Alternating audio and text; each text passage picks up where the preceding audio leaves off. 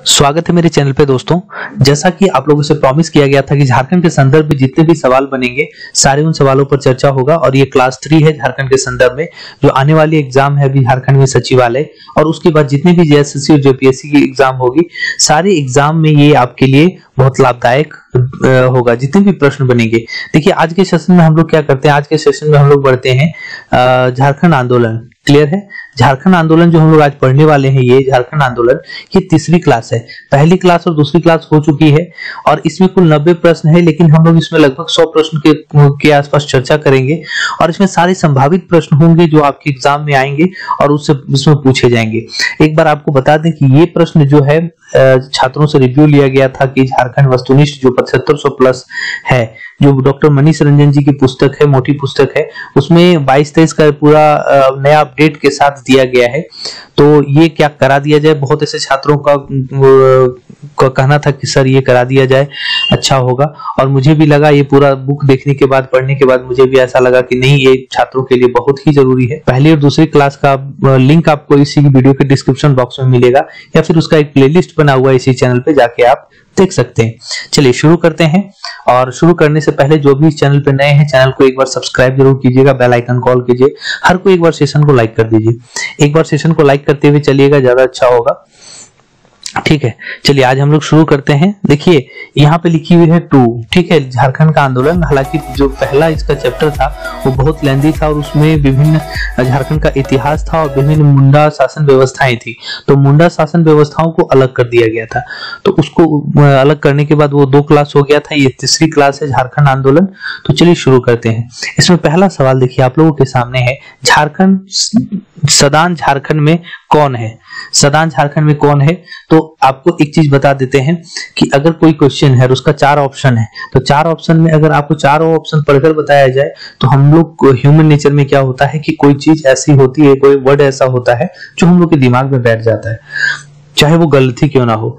तो हम लोग क्या करेंगे कि सवाल को पढ़ने के साथ उसके सीधे सीधे आंसर को जानेंगे, जिससे हमारे दिमाग में सवाल के साथ सीधा उसका आंसर बैठेगा। तो पहला सवाल देखिए आपके सामने क्या है, झारखंड में सदान कौन है? झारखंड में सदान गैर जनजातीय मूल निवासी है। ठीक है, आगे बढ़ते हैं, सवाल में आगे बढ़ते हैं। देखिए सवाल है, प्रजातीय दृष्टि से सदान कौन है? प्रजातीय दृष्टि से सदान कौन है? तो इसमें देखिए आपको झारखंड जब आप पूरा पढ़ेंगे तो इस पर चर्चा की गई है कि प्रजातीय दृष्टि से सदान जो है आर्य भी है, द्रविड़ वंशी भी है और आग्नेय भी है। तो इसमें जो है ऑप्शन जो होगा डी होगा, उपयुक्त में सभी। ठीक है, चलिए तीसरा क्या है? तीसरा है, सदानों की धार्मिक मान्यता के अनुसार कौन सा कथन सत्य है? कौन सा कथन सत्य है? तो सदान सूर्य और मनसा के उपासक हैं। ठीक है, सदान सूर्य और मनसा के उपासक हैं।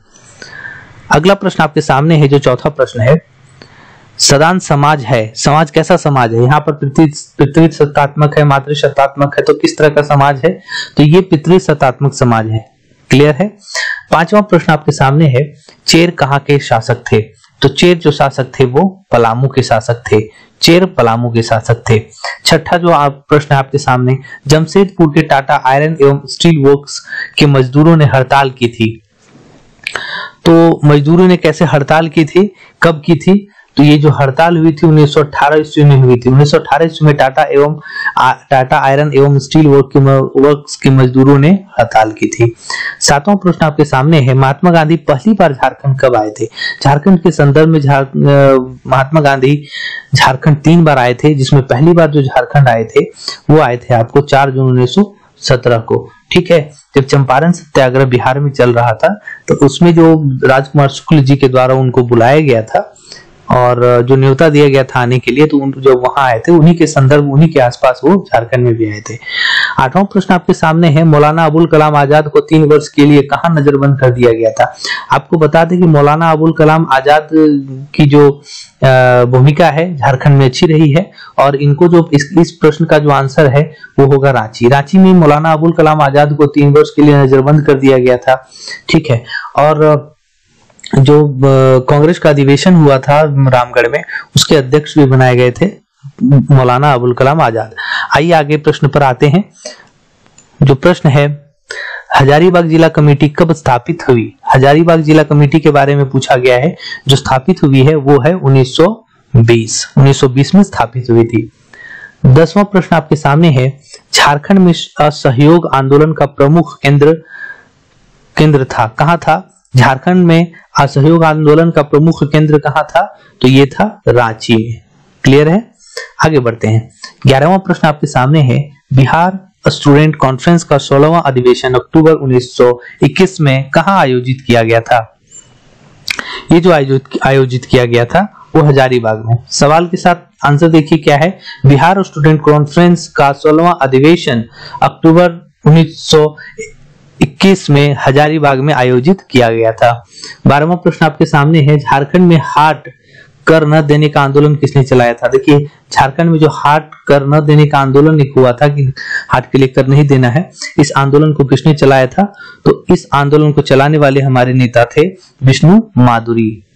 ठीक है, विष्णु माधुरी। अगला प्रश्न आपके सामने है, झारखंड में किन जिलों में 26 जनवरी 1930 को पूर्ण स्वाधीनता दिवस मनाया गया?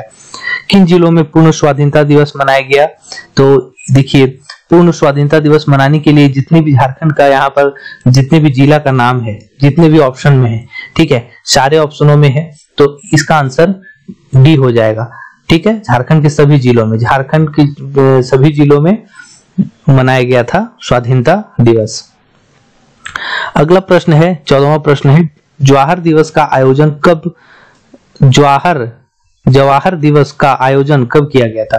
तो जवाहर दिवस का जो आयोजन किया गया था वो किया गया था आपको 16 नवंबर को। ठीक है, 16 नवंबर।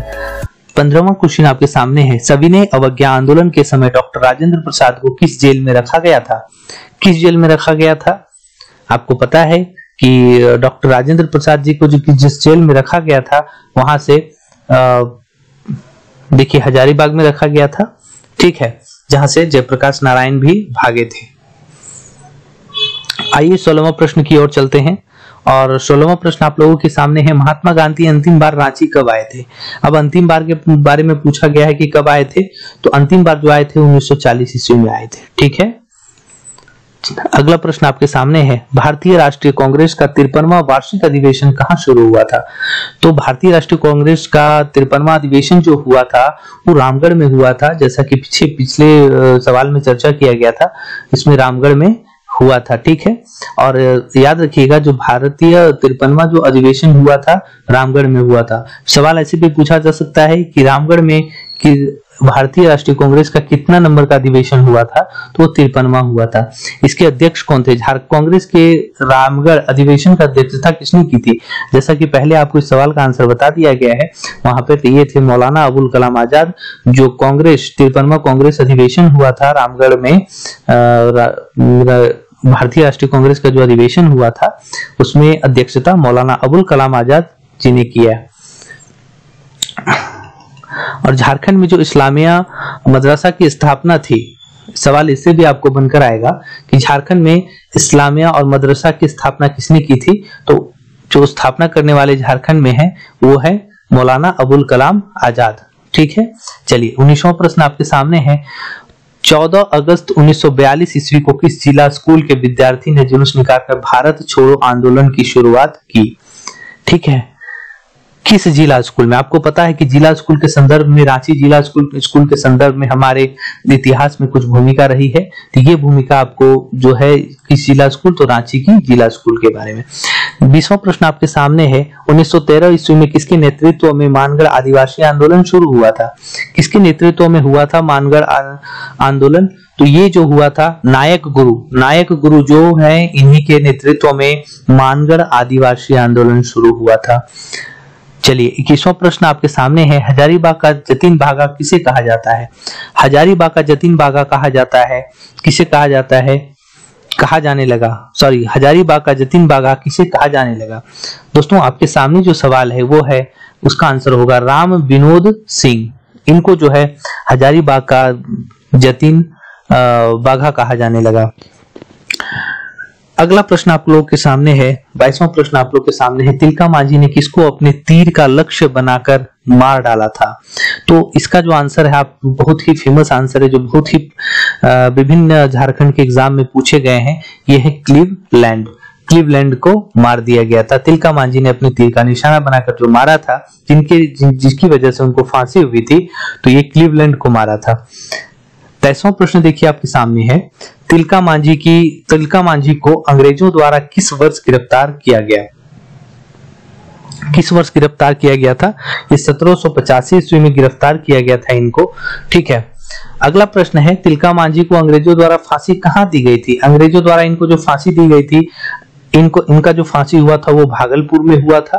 भागलपुर क्षेत्र जो उधर संथाल परगना में पड़ता है, तो संथाल परगना में भागलपुर वाला क्षेत्र जो है, और आपको ये भी बिहार वाला क्षेत्र जो होता है उधर पड़ जाता है। तो ये फांसी कहाँ दी गई थी? भागलपुर में दी गई थी। चलिए, जब बिहार के संदर्भ में आप बहुत पढ़ेंगे तो बिहार के संदर्भ में तिलका मांझी के बारे में बहुत ही विशेष और पढ़ना पड़ेगा, जो भागलपुर अभी बिहार में है, तो इसके संदर्भ में आपको ये पढ़ना पड़ेगा। ठीक है, चलिए, संथाल परगना हालांकि ये भागलपुर में नहीं आएगा क्योंकि ये बिहार के क्षेत्र में पड़ जाता है, और हमारे झारखंड में जो आपको उधर गोड्डा, जामताड़ा वगैरह जितने भी उधर हैं, देवघर, तो जो भी उधर सारठ वगैरह जो भी है वो आपको संथाल परगना में आता है। ठीक है, ये तब की बात थी जब झारखंड अलग नहीं हुआ था। 25वां प्रश्न आपके सामने है, बिरसा मुंडा का जन्म कब हुआ? सवाल बहुत ही इंपॉर्टेंट है, बहुत ही फेमस सवाल है। इसका आंसर आप लोगों के सामने सीधा सीधा है। 15 नवंबर 1875 को बिरसा मुंडा जी का जन्म हुआ था। धरती आबा, जिन्होंने अपने आप को भगवान घोषित किया था। चलिए, 26वां प्रश्न की ओर चलते हैं। 26वां प्रश्न आपके सामने है, अंग्रेज सरकार ने बिरसा की गिरफ्तारी पर कितने रुपए का इनाम रखा था? कितने रुपए का इनाम रखा था बिरसा ने? ये रखा था 500 रुपए की। 27वां प्रश्न आपके सामने है, अंग्रेज सरकार ने बिरसा मुंडा की मौत का कारण क्या बताया था? देखिए, मौत का कारण यहाँ अंग्रेज सरकार के द्वारा जोड़ा गया था। कारण है कि इनकी मृत्यु जेल में हुई थी, और इनकी मतलब गिरफ्तारी के दौरान ही जो इनकी मृत्यु जेल में हुई थी, तो अंग्रेज सरकार ने इनकी मौत का कारण हैजा बताया था। ठीक है, कि हैजा की वजह से बिरसा मुंडा की मौत हो गई। 28 नंबर का प्रश्न आपके सामने है, बिरसा मुंडा की मृत्यु कब हुई थी? अब जब इनकी मृत्यु हैजा की वजह से हुआ था, तो इनकी मृत्यु कब हुई थी? ये भी सवाल इंपॉर्टेंट है। इनकी मृत्यु हुई थी 9 जून 1900 को। क्लियर है? चलिए आगे बढ़ते हैं 29वां प्रश्न की ओर। बिरसा मुंडा ने मुंडा समाज में सुधारवादी आंदोलन चलाया और किसके प्रवर्तक बने? देखिए, बिरसा मुंडा ने जो चलाया, सुधारवादी का आंदोलन चलाया था। इस सवाल को थोड़ा सा आप लिख लेंगे कहीं पर। जो सुधारवादी आंदोलन चलाया था वो बिरसाइत में चलाया था। ठीक है, गोड़ाइत के लिए नहीं चलाया था। तो गोड़ाइत के लिए ये नहीं चलाया गया था, सिर्फ बिरसाइत के लिए चलाया गया था। तो ऑप्शन ए हो जाएगा। 30वां प्रश्न आपके सामने है, झारखंड में सर्वप्रथम यूरोपियनों का आगमन कब हुआ? 30वां प्रश्न आपके सामने है और उसका आंसर होगा 1749 ईस्वी में यूरोपियनों का आगमन हुआ था झारखंड में। 31 नंबर क्वेश्चन देखिए, बुद्धू भगत का संबंध किस विद्रोह से था? बुद्धू भगत का विद्रोह किस संबंध से था? तो ये कोल विद्रोह से है बुद्धू भगत का। क्लियर है? 32वां प्रश्न आपके सामने है, बुद्धू भगत को पकड़ने के लिए अंग्रेजों ने उन पर कितना इनाम रखा था? उनको पकड़ने के लिए कितना इनाम रखा गया था? 1000 रुपए का। बुद्धू भगत को पकड़ने के लिए अंग्रेजों ने जो इनाम रखा था उसकी राशि 1000 रुपए थी। 33वां प्रश्न आपके सामने है, बुद्ध भगत की मृत्यु कब हुई थी? बुद्धू भगत की मृत्यु कब हुई थी? ये भी सवाल बहुत जरूरी है, इंपॉर्टेंट है, और इस सवाल का आंसर जो होगा आप लोगों के सामने 14 फरवरी 1832 को हुई थी। ठीक है, सवाल आगे चलिए बढ़ते हैं। 34वां प्रश्न आपके सामने है, रानी सर्वेश्वरी को गिरफ्तार कर, यहाँ होगा, यहाँ थोड़ा पर लिखा गया है, किस जेल में रखा गया था? तो रानी सर्वेश्वरी को जो गिरफ्तार किया गया था वो किस जेल में रखा गया था? उनको रखा गया था भागलपुर जेल में। क्लियर है? आगे बढ़ते हैं। 35वां प्रश्न आपके सामने है, सिद्धू कान्हू को फांसी की सजा कब दी गई थी? सिद्धू कान्हू को फांसी की सजा जो दी गई थी वो दी गई थी 26 जुलाई 1856 को। 26 जुलाई 1856 को सिद्धू कान्हू को फांसी दी गई थी। 36वां प्रश्न आपके सामने है, चांद भैरव की मृत्यु कहाँ हुई थी? तो चांद भैरव की जो मृत्यु हुई थी कहाँ हुई थी? ये जो हुई थी वो बरहैत में हुई थी। चलिए 37वां प्रश्न आपके सामने है। प्रश्न आपके सामने है दोस्तों, 30 जून 1855 को सिद्धू कान्हू ने कहां पर जनसभा को संबोधित किया था? दोस्तों इस क्वेश्चन में बढ़ने से पहले आप जो भी चैनल पे नए हैं चैनल को सब्सक्राइब करेंगे, वीडियो को लाइक करेंगे। सेशन को में आगे बढ़ने से पहले हर कोई एक बार लाइक कर लीजिए, ठीक है। चलिए इसका जो आंसर होगा ये होगा भोगना डी। क्लियर है, भोगना डी। 38 नंबर आपके सामने, फरवरी 1856 में सिद्धू तथा कान्हू को कहां से गिरफ्तार किया गया था? कहां से गिरफ्तार किया गया था? ऊपर बंदा से। 39 में क्या है? 39वां प्रश्न क्या है? रांची के जगन्नाथ मंदिर की स्थापना किसने करवाई थी? झारखंड के जगन्नाथ मंदिर की स्थापना करवाई थी ठाकुर यानी शाह ने। ऑप्शन नंबर ए हो गया। 40वां प्रश्न आपके सामने है, ठाकुर विश्वनाथ सहदेव का जन्म कहाँ हुआ था? ठाकुर विश्वनाथ सहदेव का जन्म जो हुआ था वो हुआ था सतरंजी में। क्लियर है। अगला प्रश्न आपके सामने है 41 नंबर का प्रश्न, ठाकुर विश्वनाथ सहदेव ने किस विद्रोह का नेतृत्व किया था? किस विद्रोह का नेतृत्व किया था? तो ये हुआ था डोरंडा सैनिक विद्रोह जो हुआ था, ठीक है, उनका नेतृत्व ठाकुर विश्वनाथ सहदेव ने किया था। 42वां प्रश्न आपके सामने है, ठाकुर विश्वनाथ सहदेव के सैन्य विद्रोह में इनके सहयोगी थे। कौन कौन सहयोगी थे इनके? इनके सहयोगी का क्या नाम था? इनके सहयोगी का नाम था गणपत राय। सवाल आगे बढ़ते हैं। 43वां सवाल आपके सामने है, ठाकुर विश्वनाथ सहदेव को फांसी कब दी गई थी? ठाकुर विश्वनाथ सहदेव को जो फांसी दी गई थी वो दी गई थी आपको 16 अप्रैल 1858 ईस्वी को। ठीक है। अगला प्रश्न है, ठाकुर विश्वनाथ सहदेव को किस स्थान पर फांसी दी गई थी? आपको जिस स्थान पर फांसी दी गई थी वो है रांची। ठीक है, ठाकुर विश्वनाथ सहदेव को जो जिस स्थान पे फांसी दी गई थी वो है रांची। 45वां प्रश्न आपके सामने है, शेख भिखारी का जन्म कहाँ कब हुआ था? तो शेख भिखारी का जन्म जो हुआ था वो हुआ था आपका 1831 ईस्वी को। 46वां प्रश्न आपके सामने है, शेख भिखारी निम्न में से किसके दीवान थे? शेख भिखारी जो थे वो थे उमराव सिंह के। क्लियर है। 47वां प्रश्न है, शेख भिखारी को अंग्रेजों द्वारा कहां गिरफ्तार किया गया था? शेख भिखारी को जो गिरफ्तार किया गया था अंग्रेजों के द्वारा वो आपको चुटू पालू जो घाटी है यहीं पर किया गया था। ठीक है, और फांसी भी इसी के आसपास दी गई थी। अगला प्रश्न आपके सामने है, शेख भिखारी को अंग्रेजों द्वारा कहां फांसी कब दी गई थी? शेख भिखारी को अंग्रेजों द्वारा फांसी जो दी गई थी वो दी गई थी 8 जनवरी 1858 को। ठीक है, 8 जनवरी 1858 को। 49 प्रश्न क्या है?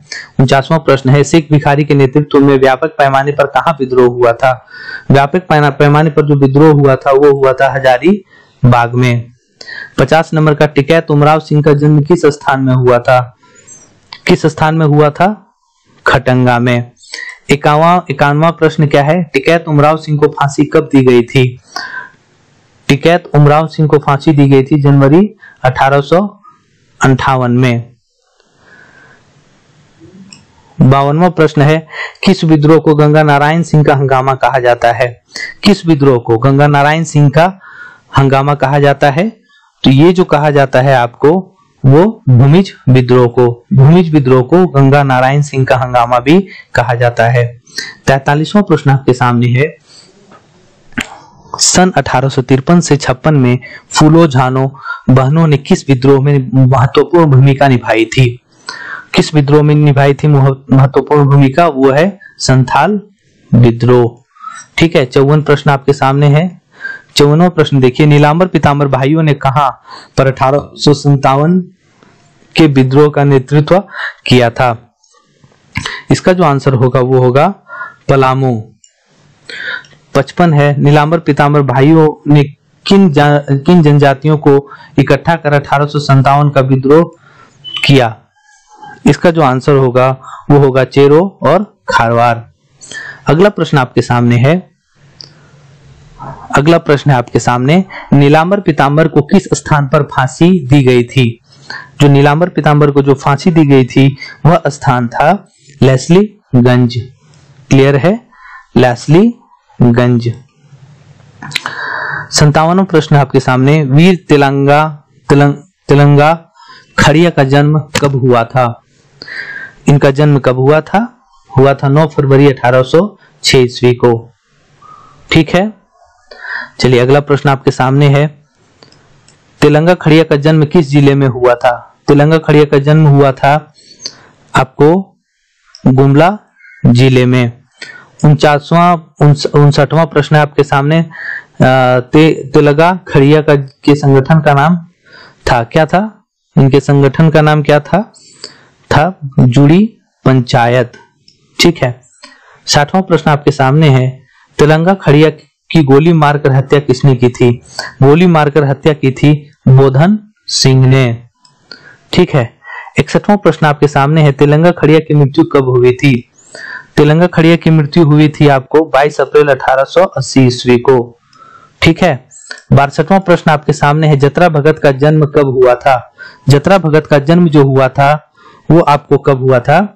वो हुआ था 1 अक्टूबर 1888 ईस्वी को।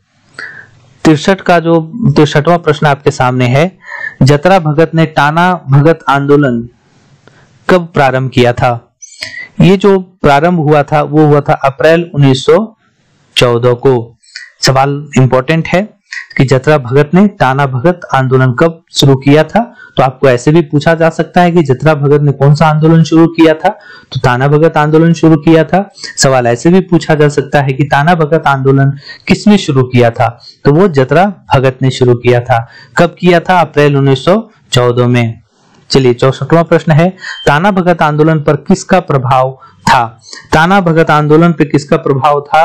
वो था महात्मा गांधी का। 65वां प्रश्न है, जतरा भगत को गिरफ्तार कर किस जेल में रखा गया था? जतरा भगत को गिरफ्तार कर किस जेल में रखा गया था? वो जो जेल में रखा गया था उसको, वो है रांची जेल में। 66वां प्रश्न आपके सामने है, जयपाल सिंह का जन्म कब हुआ था? जयपाल सिंह का जन्म जो हुआ था कब हुआ था? तो इनका जन्म हुआ था आपको 3 जनवरी 1903 ईस्वी को। 67वां प्रश्न आपके सामने है, जयपाल सिंह का संबंध किस जनजाति से था? जयपाल सिंह का संबंध किस जनजाति से था? वो जो है मुंडा जनजाति से था। ठीक है। जयपाल सिंह मुंडा के संदर्भ में और सारे प्रश्न हैं जो बहुत ही इंपॉर्टेंट है। अगला प्रश्न है, जयपाल सिंह के सांस्कृतिक गुरु कौन थे? ये सवाल बार बार पूछा जाता है, इसलिए आप इसको याद रखेंगे कि जयपाल सिंह के सांस्कृतिक गुरु कौन थे। तो इनके जो सांस्कृतिक गुरु थे वो थे सुकरा पाहन। ठीक है, सांस्कृतिक गुरु के बारे में आपको पूछा गया है, तो ये सुकरा पाहन थे। चलिए अगला प्रश्न है, जयपाल सिंह को ओलंपिक के लिए भारतीय हॉकी टीम की कमान किस वर्ष दी गई थी? ये भी सवाल लगभग पूछा जाता है। तो इनको जो कमान मिली थी हॉकी टीम के लिए, ठीक है, ओलंपिक में, वो कब मिली थी? तो 1928 ईस्वी को। 1928 ईस्वी को। अगला प्रश्न आपके सामने है, देखिए अगला प्रश्न है 70 नंबर, किस वर्ष भारतीय हॉकी टीम ने अपना पहला स्वर्ण पदक प्राप्त किया था? किस वर्ष किया था? तो ये किया था 1928 में, जब इनका कमान जो है जयपाल सिंह मुंडा ने संभाला। उसके बाद इसे भारतीय टीम को पहला स्वर्ण पदक मिला था। 71वां है अगला सवाल आपके पास, जयपाल सिंह ने किस पार्टी का गठन किया था? ये भी सवाल बहुत ही इंपॉर्टेंट है और इस सवाल का आंसर है छोटा नागपुर आदिवासी महासभा। 72वां प्रश्न है, जयपाल सिंह की मृत्यु कब हुई थी? जयपाल सिंह की जो मृत्यु हुई थी 23 मार्च 1970 को हुई थी। 23 मार्च 1970 को हुई थी। 73 में है, 1930 से 31 में हरि बाबा आंदोलन कहाँ प्रारंभ हुआ था? तो हरि बाबा आंदोलन जो प्रारंभ हुआ था 1930 से 31 में, वो 31 में ये हुआ था सिंहभू में। सवाल यहाँ पर और बनेगा कि हरि बाबा आंदोलन कब शुरू हुआ था? तो 1930 से 31 ईस्वी में। ठीक है। 74वां प्रश्न है, 1910 ईस्वी में किसने ढाका छात्र संघ की स्थापना की? ढाका छात्र संघ की स्थापना करने वाले कौन थे? तो ये थे जे बर्थोलेमन। ठीक है।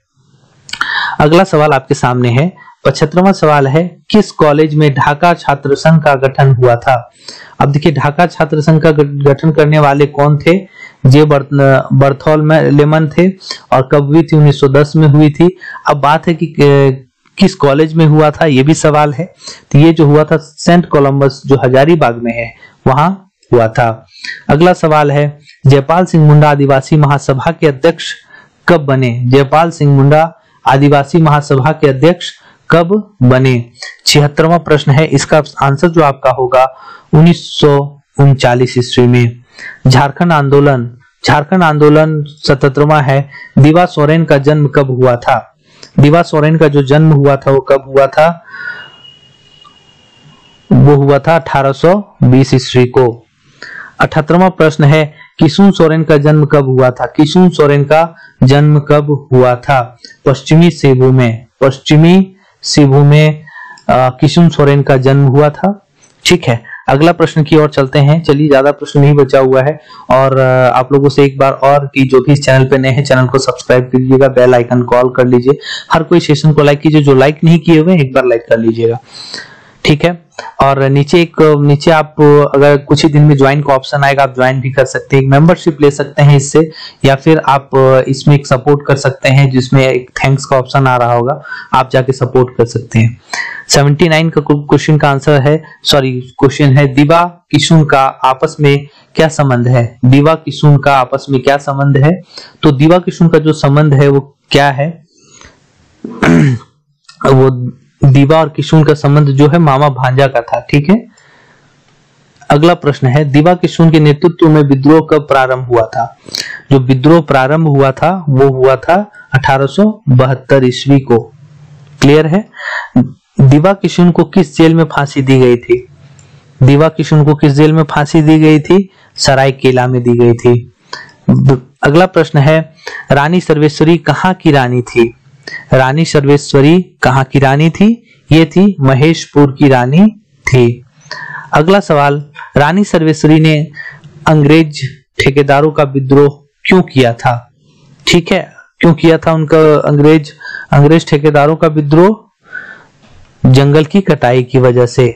अवैध जंगल की कटाई कर वहां पर कब्जा का जो चलन चल रहा था अंग्रेज ठेकेदारों के द्वारा, और उस लकड़ी को बेचा जाता था, इसकी वजह से रानी सर्वेश्वरी ने यहाँ पे जो है अंग्रेज ठेकेदारों का विद्रोह किया। 84वां प्रश्न है आपके सामने, रानी सर्वेश्वरी की मृत्यु कब हुई थी? अब इनकी जो मृत्यु हुई थी वो हुई थी 6 मई 1807 ईस्वी को। चलिए आगे प्रश्न आते हैं। अगला प्रश्न आप लोगों के सामने है, निम्न में से किसका संबंध उलिहाती गांव से है? आपको पता है कि ये सवाल बहुत ही इंपॉर्टेंट, बहुत ही फेमस है। उलिहाती गांव में जिनका जन्म हुआ था, और ये कौन से है? ये खूंटी जिला में है। आपको पता है कि उलिहाती गांव खूंटी जिला में है, और यहाँ पर किन्हीं एक झारखंड में जो जन्म हुआ था, एक बहुत बड़े योद्धा जो स्वतंत्रता सेनानी एक तरह से रहे हैं, उनका जन्म हुआ था। इसका आंसर आप लोग कमेंट में जरूर बताइएगा। अगला प्रश्न आप लोग से पूछा जाता है, ये बहुत ही आसान सवाल था, इसका प्रश्न आप लोग बताइएगा कमेंट में करके। 86वां प्रश्न आपके सामने है, निम्न में से किसका संबंध एटके डी गांव से है? किसका संबंध एटके डी गांव से है? तो इसका जो संबंध है वो है गया मुंडा का। गया मुंडा का जो संबंध है वो है एटके डी से। 87 प्रश्न देखिए आप लोग के सामने है, सिद्धू कान्हू का संबंध किस गांव से था? सिद्धू कान्हू का जो संबंध था किस गांव से था? ये था भोगना डी में, जहां पर जनसभा हुई थी। ठीक है, और बहुत लोग यहाँ पर इकट्ठा हुए थे। चलिए आगे बढ़ते हैं। सिद्धू कान्हू और चांद भैरव ये आपस में भाई बहन थे। ठीक है, अगला प्रश्न है, नीलांबर पीतांबर का संबंध किस गांव से था? नीलांबर पीतांबर का जो मतलब संबंध किस गांव से था? वो जो था वो था मगदड़ी से। मगदड़ी एक गांव है जिसका संबंध आपको नीलांबर पीतांबर से था। ठीक है, अगला प्रश्न, निम्न में से किसका संबंध चिंगारी नवाटोला नवाटोली गांव से था। चिंगारी नवाटोली गांव का संबंध किससे था? तो इसका जो आंसर है वो है भैरव। भैरव जो थे उनका संबंध चिंगारी नवाटोला से था। 90वां प्रश्न आपके सामने है। वीर बुद्धू भगत का संबंध किस गांव से था? वीर बुद्धू भगत का जो संबंध था वो था सीलागाई। ठीक है, चलिए सवाल यहीं पर खत्म होता है दोस्तों। और जैसा कि आप लोगों को बताया गया कि ये इस सेशन में जो झारखंड आंदोलन की जो तीसरी क्लास हुई, ठीक है, मतलब ये झारखंड के संदर्भ में तीसरी क्लास है जिसमें झारखंड आंदोलन बताया गया। सवाल लगभग सारे इसमें बताए गए, पूछे, मतलब सारे संभावित प्रश्न हो गए हैं। और इसका पिछला जो भी 2 क्लास है आपने अगर नहीं देखा है तो आपको डिस्क्रिप्शन बॉक्स में उसका लिंक मिलेगा। और कोटा से संबंधित भी बहुत सारे क्लास कराए गए हैं जिसमें एमसीक्यूज भी कराया जा रहा है, तो उसका भी आपको अलग से प्लेलिस्ट और लिंक उसको मेरे डिस्क्रिप्शन बॉक्स में मिलेगा। किसी भी तरह का पीडीएफ पाने के लिए, चाहे वो झारखंड के संदर्भ में हो, कोटा के संदर्भ में हो या ऑफिशियल नोटिफिकेशन के संदर्भ में हो, आपको किसी भी तरह का मतलब वैकेंसी के संबंध से भी हो, तो इस तरह का पाने के लिए आपको क्या करना है, आप मेरे टेलीग्राम चैनल का जो लिंक है मेरे डिस्क्रिप्शन बॉक्स में है उससे ज्वाइन कीजिएगा और वहां पर आपको फ्री ऑफ कॉस्ट मिलेगा। तो मिलते हैं नेक्स्ट सेशन में। आप इस चैनल पे बने रहें। चैनल जो भी सब्सक्राइब नहीं किए सब्सक्राइब कर लें, बेल आइकन को ऑल करें, हर कोई लाइक करके एक बार सेशन को शेयर जरूर कर दें ताकि हमें मोटिवेशन मिले। बहुत बहुत धन्यवाद।